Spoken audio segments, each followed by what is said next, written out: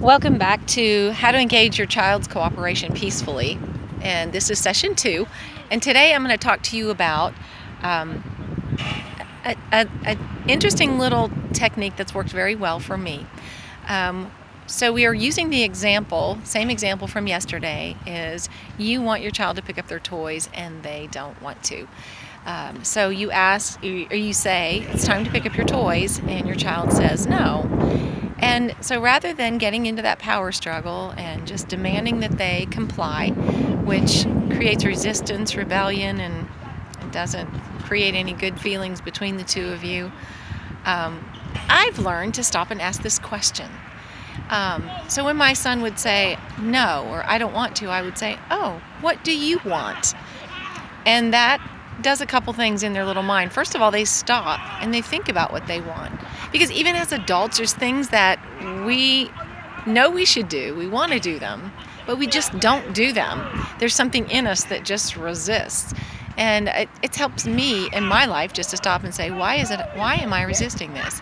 So number one, that gets your child to kind of stop and think and self-evaluate, which is a great tool for life. It'll help him later in life to kind of be able to evaluate why he's resisting doing the things he knows that will make his life better.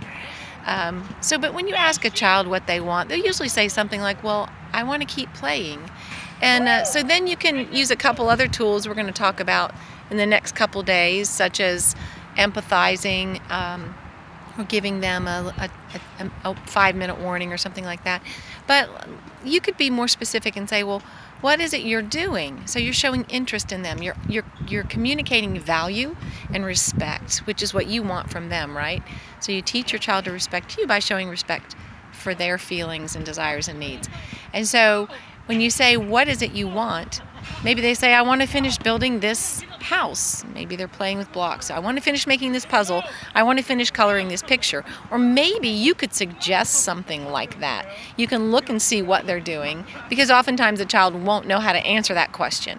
So you can look and see, oh, I see you're making that puzzle. How about you finish making that puzzle and then we'll clean up?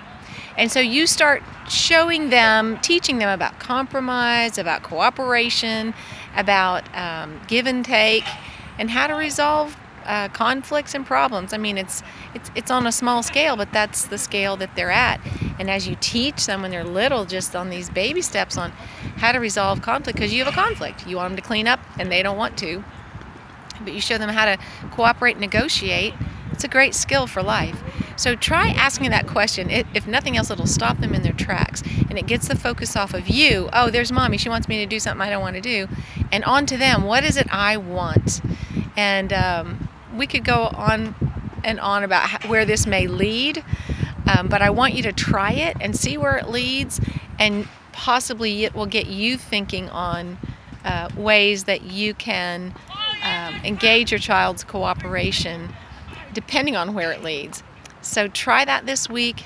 You'll be showing your child respect, honor, negotiation, cooperation, problem-solving skills, all at the same time while you're peacefully learning yourself how to engage his cooperation. So good luck with that, and we'll see you tomorrow for session number 3.